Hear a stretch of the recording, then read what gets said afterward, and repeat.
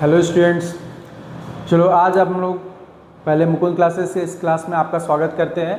और आज हम लोग जान रहे हैं क्लास 10 के लिए linear equation in two variable. ठीक है, तो linear equation in two variable का बेसिक हम लोग अगर देखेंगे तो ये क्या होता है, ये है an equation of the form a x plus B Y plus C equal to 0। अगर कोई भी इक्वेशन इस फॉर्म में होगा जिसमें A x plus B Y plus C equal to 0, where A B C are real numbers and a is not equal to 0 and b is not equal to 0, then this is called a linear equation in two variable x and y। ठीक है, तो अगर कोई भी equation ax by plus c equal to 0 के form में है, जहां a b c हम लोग का रियल नंबर होना चाहिए, x और y दो वेरिएबल होगा, तब इसको हम लोग क्या बोलते हैं, linear equation in two variable. ठीक है, एग्जाम्पल में हम लोग जैसे ले सकते हैं 3x minus 4y plus 2 equal to 0, √2x plus √3y equal, और यहाँ c का पार्ट नहीं है तो c अगर नहीं रहेगा तो भी चलेगा, बट यहाँ पर हम लोग के लिए क्या है, इस तरह के फॉर्मेट में जो भी रहेगा वो लीनियर इक्वेशन इन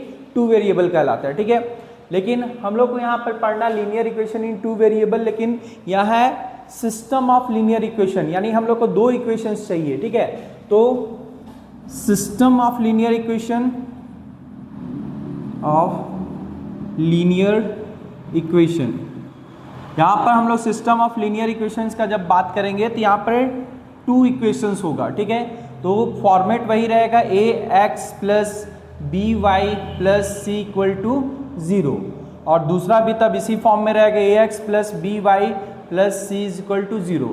तो अब तो कन्फ्यूजन हो सकता है, इसलिए हम लोग क्या करेंगे, पहले वालों को 1 से रिप्रेजेंट करेंगे, a1x plus b1y plus c1, ये जो होगा इसको हम लोग इक्वेशन 1 लेंगे। ठीक है, दूसरा है a2, सेकेंड वाला जो इक्वेशन है उसका सारा वैल्यू को 2 लेते हैं, तो a2x plus b2y plus c2 equal to 0, ये हो जाएगा इक्वेशन 2। तो जो इस फॉर्मेट में रहेगा दो इक्वेशंस, वो हम लोग का क्या कहलाएगा, सिस्टम ऑफ लीनियर इक्वेशन। ठीक है, अब सिस्टम ऑफ लीनियर इक्वेशन में आप लोग देख रहे हो, इसमें x और y का वैल्यू हम लोग को फाइंड आउट करना रहेगा, जिसके आगे भी बताएंगे कि कितनी तरह का मेथड होता है फाइंड आउट करने के लिए। तो यहाँ पर देखोगे सिस्टम ऑफ लीनियर इक्वेशन में x और y को हम लोग जब निकालेंगे तो जो भी x और y वैल्यू होगा वो ये दोनों इक्वेशन को सेटिस्फाइड करना चाहिए। ठीक है, यानी उसका जो सॉल्यूशन होगा वो दोनों इक्वेशन के लिए इक्वल होना चाहिए, यानी दोनों को सेटिस्फाइड करेगा तभी जाके वो इक्वेशन और कंसिस्टेंट और या इनकंसिस्टेंट कहलाएगा। ठीक है, तो फिलहाल तो अभी हम लोग देखेंगे कि x और y का जो वैल्यू निकालना है वो किस किस मेथड से निकाला जा सकता है। ठीक है, तो हम लोग देखते हैं मेथड ऑफ सॉल्विंग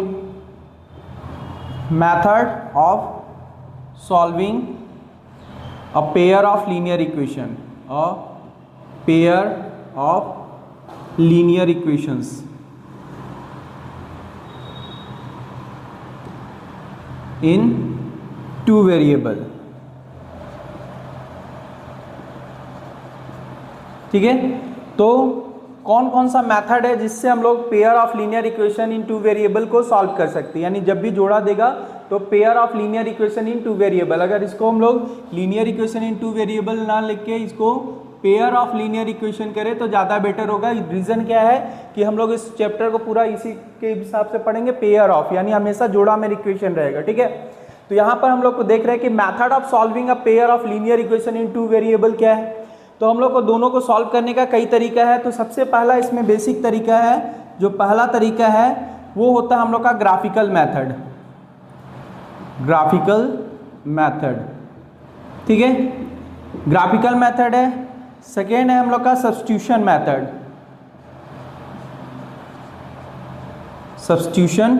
मेथड। ठीक है, थर्ड है हम लोग का एलिमिनेशन मेथड।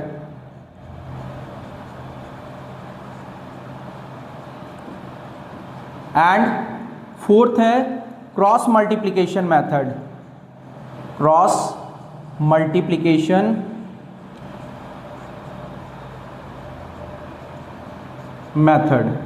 ये 4 मेथड है, लेकिन इसमें हम लोग को ये ध्यान देना है कि जो क्रॉस मल्टीप्लिकेशन मेथड है ये हम लोग का ओमिटेड है।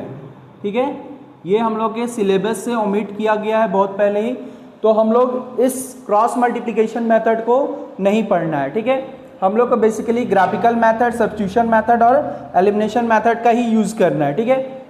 इसको हम बारी बारी से समझा देंगे, लेकिन पहले ये समझ लेना है कि इसको लीनियर इक्वेशन को अगर हम लोग ग्राफ में दिखाएंगे तो एक लाइन जो होता है वो एक लाइन क्या होता है, एक ग्राफ जो होता है ग्राफ में वो एक इक्वेशन एक लाइन को रिप्रेजेंट करेगा। जैसे ये इक्वेशन है, तो जब भी हम लोग ग्राफ ड्रॉ करेंगे तो कहीं ना कहीं एक इक्वेशन एक लाइन को रिप्रेजेंट करेगा, ठीक है। दूसरा इक्वेशन भी कोई ना कोई लाइन को रिप्रेजेंट कर सकता है, ठीक है।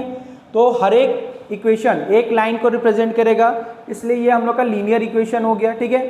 तो हम लोग जब ग्राफिकल मेथड यूज करते हैं तो ग्राफ में यही देखा जाता है कि दोनों इक्वेशन का लाइन किस पॉइंट पे काट रहा है। अगर एक पॉइंट पे कटेगा, जिस पॉइंट पे कटेगा उसमें x का जो वैल्यू होगा वो x और y का जो वैल्यू होगा y और x का जो वैल्यू होगा वही आंसर हम लोग का हो जाता है, ठीक है। क्लियर है। तो ग्राफिकल मेथड में हम लोग बेसिकली क्या करेंगे, लाइन ड्रॉ करते हैं इक्वेशन से, गिवन इक्वेशन में x और y का वैल्यू फाइंड करने के लिए उसका कुछ वैल्यू रखते हैं एज्यूम करके, और उसके बाद से ग्राफ ड्रॉ करते हैं। ग्राफ ड्रॉ करने पर अगर लाइन एक पॉइंट पे कटता है, जिस पॉइंट पे कटेगा वही हम लोग का इक्वेशन हो जाएगा। अगर लाइन नहीं कटेगा दैट मीन्स पैरेलल अगर होगा कोई इक्वेशन का कोई भी सॉल्यूशन नहीं होगा, यानी दोनों इक्वेशन के लिए कोई सॉल्यूशन नहीं निकलेगा।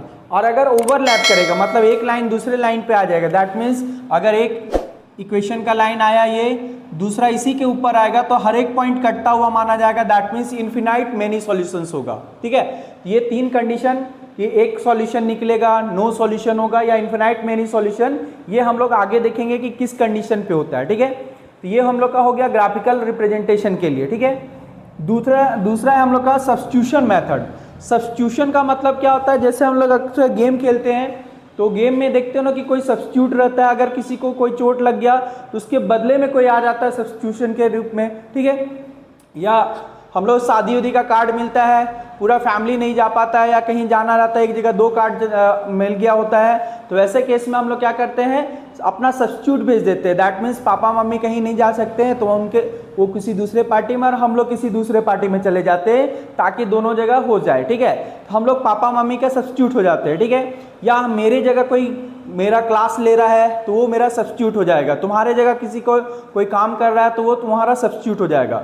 तो सब्स्टिट्यूशन मेथड में हम लोग क्या करते हैं, किसी एक का वैल्यू x या y का निकाल के उसको y के टर्म में कर लेंगे, तो y के जगह में x का वैल्यू पुट कर दिए या x के जगह में y का वैल्यू लेके आगे बढ़ रहे हैं, तो इस तरह से निकाल के हम लोग मतलब x को y के टर्म में या y को x के टर्म में किसी एक को निकाल के हम लोग क्या करते हैं, सब्स्टिट्यूट करते हैं। और सब्स्टिट्यूशन के बेस पे हम लोग क्या करते हैं, किसी एक वेरिएबल को पूरी तरह से अलग करते हैं, ठीक है।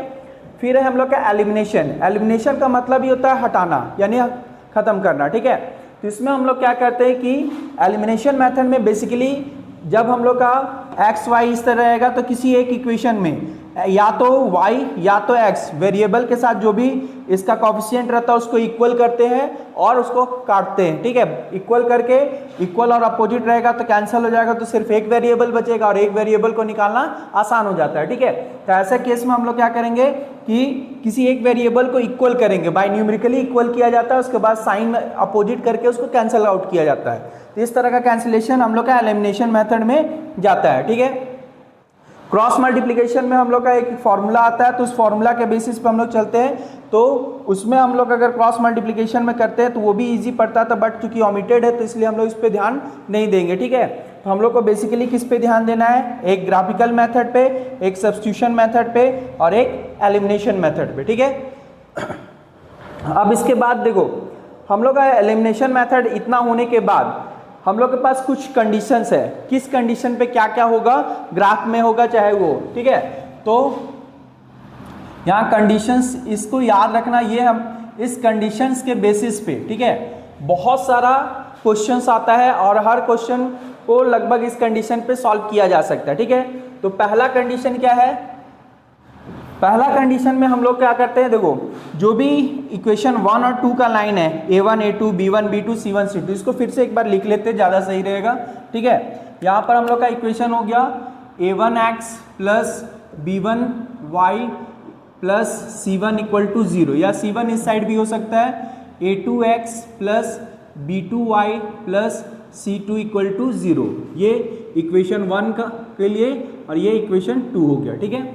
अब इक्वेशन 1 2 का कंपैरिजन करेंगे, उसमें कंपेयर किसका किया जाता है, x का कोफिशिएंट का रेशियो और y का कोफिशिएंट का रेशियो, और लास्ट में कांस्टेंट टर्म c जो होता है वो कांस्टेंट टर्म होता है, तो कांस्टेंट टर्म का रेशियो के को कंपेयर करते हैं, ठीक है। और इसी कंपैरिजन के बेसिस पे हम लोग देखेंगे कि क्या क्या कंडीशंस के अप्लाई में क्या सॉल्यूशन होगा या उसका ग्राफिकल रिप्रेजेंटेशन कैसा होगा, ये सब देखा जाता है, ठीक है।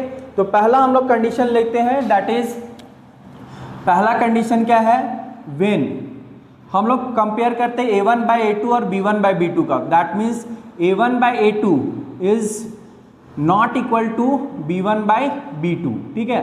देन पहला कंडीशन क्या है, अगर दोनों इक्वेशन में x का जो कोफिशिएंट का रेशियो है वो y के कोफिशिएंट के रेशियो के इक्वल नहीं होता है, ठीक है। याद रखना, जब नहीं होगा तब क्या होगा, तब इसके में 3 आ जाता है। पहला क्या होगा, that is lines of equation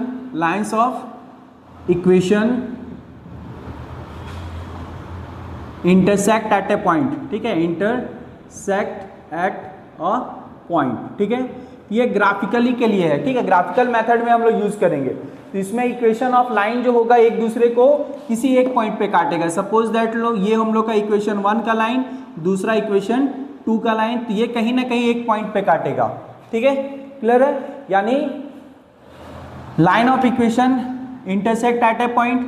दूसरा इसका क्या होगा, it has a unique solution, it has a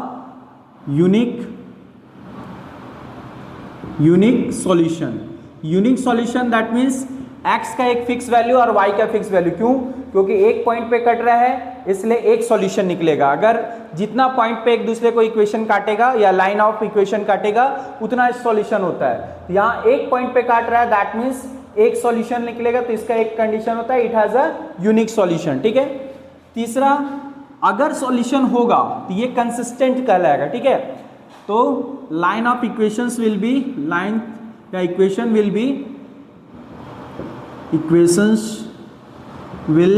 be consistent. तो कंसिस्टेंट कब होगा, जब भी x और y से सॉल्यूशन निकलेगा, चाहे वो एक हो, चाहे दो हो या मेनी हो, ठीक है। अगर सॉल्यूशन है तो कंसिस्टेंट, सॉल्यूशन नहीं होगा तो इनकंसिस्टेंट, ठीक है। ये तीनों हम लोग का कब आएगा, जब पहला condition a1 by a2 is not equal to b1 by b2, तब हम लोग का क्या होता है कि लाइन ऑफ इक्वेशन एक पॉइंट पे इंटरसेक्ट करेगा, दैट इज ये ग्राफिकली है, या याद रखना फॉर ग्राफ, ठीक है, ये ग्राफ में दिखेगा, ठीक है।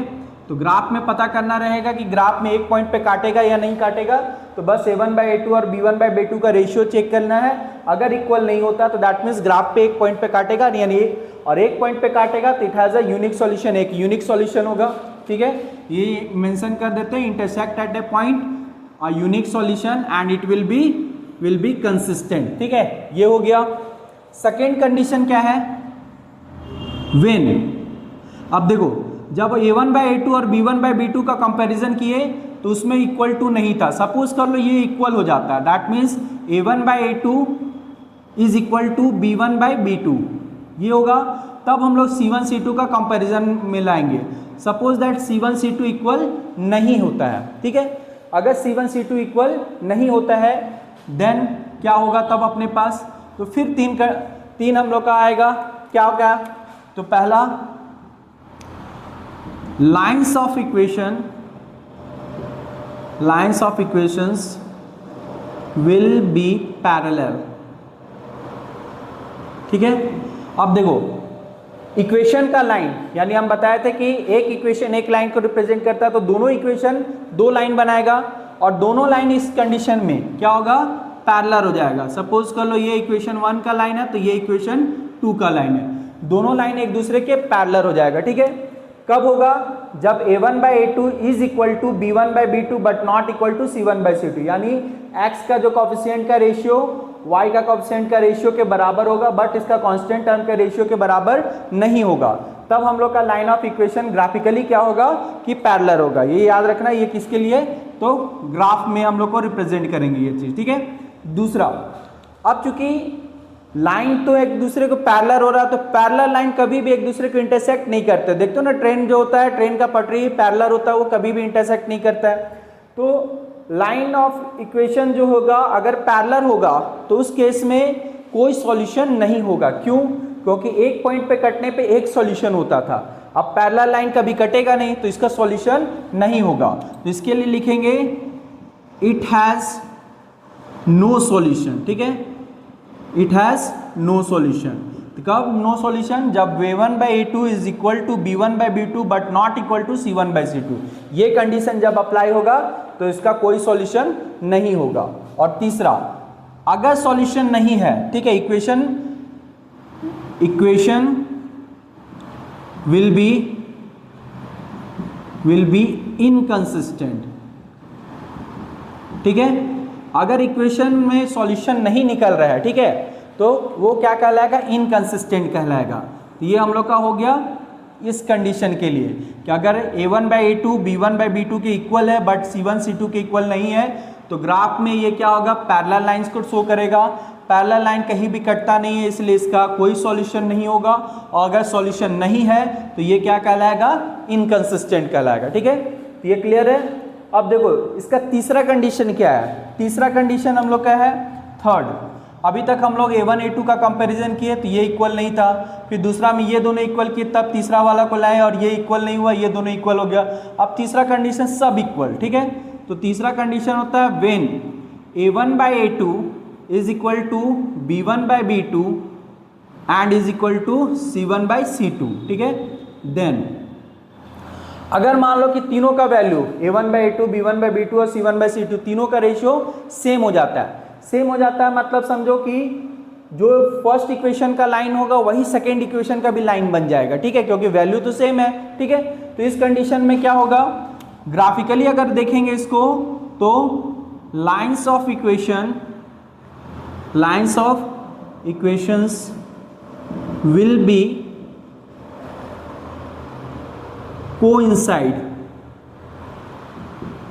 कोइंसाइड या और ओवरलैप बोल सकते हो, ओवरलैप। ठीक है, तो कोइंसाइड या ओवरलैप मीन्स ग्राफ जब खींचेंगे तो अगर इक्वेशन ऑफ लाइन, पहला इक्वेशन का लाइन ये है तो दूसरा इक्वेशन का लाइन भी क्या होगा? इसी के ऊपर आएगा, यानी सारे पॉइंट्स मिलाएंगे तो दोनों इक्वेशन का लाइन एक दूसरे को ओवरलैप करेगा। तो ऐसा केस में हम लोग का क्या कहलाता है? ये हम लोग का कोइंसाइड या ओवरलैप कहलाएगा। ठीक है, दूसरा, अब देखो जब एक पॉइंट पे कटता था तो एक यूनिक सॉल्यूशन होता था, नहीं कटा कोई सॉल्यूशन नहीं। लेकिन अगर ओवरलैप करेंगे तो ओवरलैप मतलब क्या होगा? हर एक पॉइंट कटता हुआ माना जाएगा, यानी हो सकता है इन्फिनाइट पॉइंट होगा। अब एक लाइन इन्फिनिटी लाइन पॉइंट से बनता है तो हर एक पॉइंट मतलब दो लाइन एक दूसरे को ओवरलैप करेगा तो हर एक पॉइंट क्या होगा? इंटरसेक्टिंग पॉइंट मान लेंगे इसको। तो इसलिए क्या होगा? It has infinite many solution. इसका सॉल्यूशंस क्या होगा? अनगिनत होगा, मतलब कोई फिक्स एक नहीं है। इन्फिनाइट मेनी सॉल्यूशन, फिक्स कोई एक नहीं रहेगा। ठीक है, और अभी बताया था अगर सॉल्यूशन होता है तो कंसिस्टेंट होता है, अगर सॉल्यूशन नहीं होता तो इनकंसिस्टेंट। तो इसमें infinite many solution that means solution है। ठीक है, तो अगर सॉल्यूशन है दैट मीन्स इसका क्या होगा? ये भी कंसिस्टेंट कहलाएगा। ठीक है, तो लिखेंगे equations will be consistent, equations will be consistent.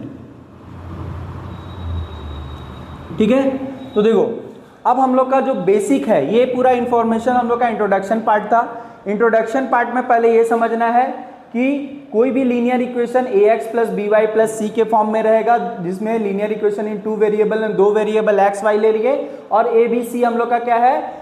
Real number है, जिसमें c कांस्टेंट टर्म मानते हैं, बाकी ये a का कोएफिशिएंट, ये b का कोएफिशिएंट, c तो सारा real number that is constant ही होगा, लेकिन ये कांस्टेंट टर्म रहेगा, ये वेरिएबल वाला पार्ट। ठीक है, अब अगर ये system of equation in two variable, system of equation या पेयर ऑफ सिस्टम, ठीक है, pair of system of equation, तो pair of system of equation में ये क्या हो जाएगा? हम लोग का दो पार्ट में आ जाएगा, दो इक्वेशन एक साथ आएगा।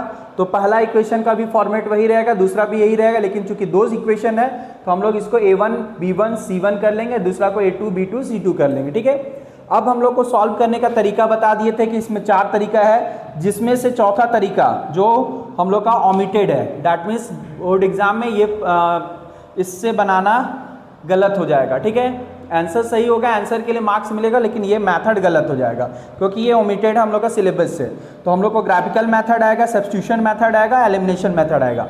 अब देखो ये भी ध्यान देना जरूरी है कि बोर्ड में क्वेश्चन किससे पूछ रहा है। अगर क्वेश्चन में मेंशन कर दिया जा रहा है कि आपको फलना चीज से ही बनाना है, यानी ग्राफिकल मेथड से ही बनाना है, दैट मीन्स ग्राफिकल मेथड से बनाना है। अगर क्वेश्चन में मेंशन से सब्स्टिट्यूशन मेथड से बनाना है, दैट मीन्स सब्स्टिट्यूशन मेथड से बनाना है। और अगर क्वेश्चन में मेंशन किया हुआ है कि सॉल्व बाय एलिमिनेशन मेथड, तो आपको सिर्फ एलिमिनेशन मेथड से ही बनाना है, ठीक है। लेकिन अगर क्वेश्चन में कुछ भी मेंशन नहीं है कि कौन सा मेथड से बनाना है, दैट मीन्स आप फ्री हो किसी भी मेथड से बनाना। इसको ऐसे एग्जांपल से समझो, सपोज कर लो आपको मार्केट जाना है, ठीक है। घर में आपका साइकिल का चाबी, बाइक का चाबी और कार का चाबी है, आपको तीनों चलाना आता है, ठीक। साइकिल भी चलाना आता है, बाइक भी चलाना आता है और कार भी चलाना आता है, तीनों का चाबी है, ठीक है। बट आपके पापा बोल रहे हैं स्पेशली कि नहीं साइकिल लेके, साइकिल का चाबी देके बोल रहे हैं कि साइकिल लेके जाओ, तो ऑब्वियसली आप साइकिल का चाबी से बाइक और क्या कर सकते हैं हम लोग, 2 व्हीलर और 4 व्हीलर तो चला नहीं सकते हैं, मतलब सिर्फ साइकिल चलाएंगे, 2 व्हीलर ही है लेकिन साइकिल का चाबी से साइकिल चलेगा, ठीक है। तो हम लोग साइकिल वाला मेथड से चलाएंगे। अगर बाइक का चाबी मिलता है तो बाइक समझो कि सब्स्टिट्यूशन मेथड बाइक है, तो सिर्फ बाइक से ही जाएंगे। अगर कार का चाबी मिल गया, मान लो कि 4-5 लोग को लाना है और बोला जाए कि जाओ कार का चाबी देके देंगे, बोले कि जाओ उन लोगों को रिसीव करके आओ, किसी को भी या मेहमान को, तो हम लोग क्या करेंगे, कार का चाबी लेके चलेंगे, ठीक है। लेकिन आपको तीनों मेथड आ रहा है, यानी तीनों गाड़ी चलाने आ रही है और कार का चाबी, बाइक का चाबी और साइकिल का चाबी तीनों लगा है, तो आपको अपना सुविधा के अनुसार कि हमको कौन सा इजी पड़ेगा या किसका प्रैक्टिस आपको अच्छा है, आप फ्री हो कब, जब एग्जाम में क्वेश्चन में कुछ भी मेंशन नहीं है कि किस मेथड से बनानी, यानी मेथड का नाम मेंशन नहीं है, सिर्फ बोलेगा सॉल्व एक्स एंड वाई, ठीक है, या जो भी वेरिएबल रहेगा उसके हिसाब से बोलेगा सॉल्व दिस वेरिएबल्स, ठीक है। तब हम लोग क्या करेंगे कि जो मेथड आपको इजी पड़ेगा उस मेथड से आप बनाओगे, इसमें कोई गलत नहीं होगा। लेकिन अगर पर्टिकुलर चाबी पकड़ा दिया जाएगा कि उसी गाड़ी या उसी बाइक या उसी कार को लेकर जाना है, तो हम लोग उसी को, यानी दैट मीन्स जो मेथड बोलेगा उसी मेथड से ही बनाना होगा, तभी वो सही होगा। अदरवाइज सिर्फ आंसर का मार्क्स मिलेगा, मेथड का मार्क्स कट जाएगा, ठीक है, क्लियर। और फिर ये जो कंडीशन है, ठीक है, ये कंडीशन याद रखना क्योंकि लीनियर इक्वेशन इन 2 वेरिएबल में ये पूरा कवर करता है पूरा चैप्टर को, ठीक है। तो ये कंडीशन में ये ध्यान रखना है क्या कि हम लोग को पहले जो भी इक्वेशन दिया रहेगा उसको इस फॉर्मेट में लेके आना है और उसके बाद कंपेयर करके देखना है क्या। कभी कभी केवल ये पूछेगा कि प्रूव दैट या so that it has a linear intersect a point, या linear line of equation intersect a point और नॉट, ठीक है। तो ऐसा कंडीशन में सिर्फ हम लोग a1 a2 b1 b2 का रेशियो चेक करेंगे, अगर दोनों इक्वल नहीं होगा तो डायरेक्ट बोल सकते हैं इंटरसेक्ट पॉइंट, या इंटरसेक्ट पॉइंट के आधार पर k फाइंड करने आता है। k फाइंड करना मतलब a1 a2 b1 b2 के जगह में कोई जगह k हो जाएगा, m हो जाएगा, n हो जाएगा, ये सब फाइंड करने आएगा, ठीक है। फिर कभी कभी ऐसा बोलेगा कि the given equation has unique solution then find the value of k। अब k यहाँ पर दे दिया तो यूनिक सॉल्यूशन का k कंडीशन में ये दे देगा, ठीक है। अब इसके आधार पर हम लोग इसको वापस इसको पुट करेंगे और इसके हिसाब से k या भी जो भी वैल्यू बोलेगा उसको निकाल सकते हैं। और कंसिस्टेंट है या नहीं कंसिस्टेंट ये पूछेगा तो हम लोग चेक करेंगे ये कंडीशन है या नहीं। ऐसे कंडीशन में क्या होता है, यूनिक सॉल्यूशन और सॉल्यूशन होगा तो ये कंसिस्टेंट कहलाएगा, ठीक है। सेकेंड है हम लोग का, अगर a1 a2 b1 by b2 यानी ये दोनों का रेशियो, ठीक है, x का कोएफिशिएंट और y का कोएफिशिएंट का रेशियो इक्वल हो जाता है, तब कांस्टेंट टर्म को देखेंगे वो इक्वल नहीं है, तब हम लोग का ये अप्लाई होता है, ठीक है। इसमें क्या होगा कि ग्राफिकली अगर देखा जाए तो इसका 2 पैरेलल लाइंस होगा और पैरेलल लाइन से एक दूसरे को इंटरसेक्ट नहीं करता है, तो अगर इंटरसेक्ट नहीं करेगा तो कोई सॉल्यूशन नहीं निकलेगा, दैट मीन्स नो सॉल्यूशन। और अगर इक्वेशन में कोई सॉल्यूशन नहीं रहता तो उसको इनकंसिस्टेंट बोला जाता है। तो इस पे भी कंडीशन आता है कि find the value of k when the equation has no solution, ठीक है, ऐसे क्वेश्चन आएगा तो नो सॉल्यूशन रहेगा और इसमें A1 A2 B1 B2 के जगह में क्या किया जाएगा, K रख दिया जाता है, M रख दिया जाता है, N रख दिया जाता है या PQ रख दिया जाएगा। तो जो भी उसमें से कोई एक को फाइंड आउट करना रहेगा, तो कंडीशन को देखना है और उसके अकॉर्डिंग हम लोग का क्या और पार्ट बनता है इसका सब पार्ट, वो देख के याद करना है, ठीक है। तीसरा, जब सब इक्वल हो जाएगा यानी x का कोफिशिएंट का रेशियो, y का कोफिशिएंट का रेशियो और कांस्टेंट टर्म का रेशियो सब आपस में इक्वल होता है, तब ये हम लोग के लिए एप्लीकेबल होगा। That is line of equation क्या हो जाएगा, कोइंसाइड या फिर ओवरलैप कहलाएगा। ओवरलैप मतलब एक के ऊपर एक ही आएगा, और अगर एक के ऊपर एक आ रहा है यानी हर एक पॉइंट पे ये कटता हुआ माना जाएगा, दैट मीन इंटरसेक्टिंग है। तो ये क्या होगा, जितना पॉइंट पे कटेगा उतना सॉल्यूशन होगा। तो चूंकि एक लाइन क्या होता है, इन्फिनाइट पॉइंट से बनता है यानी इन्फिनाइट नंबर ऑफ सॉल्यूशन हम लोग का होगा, तो it has infinite many solutions हो जाएगा।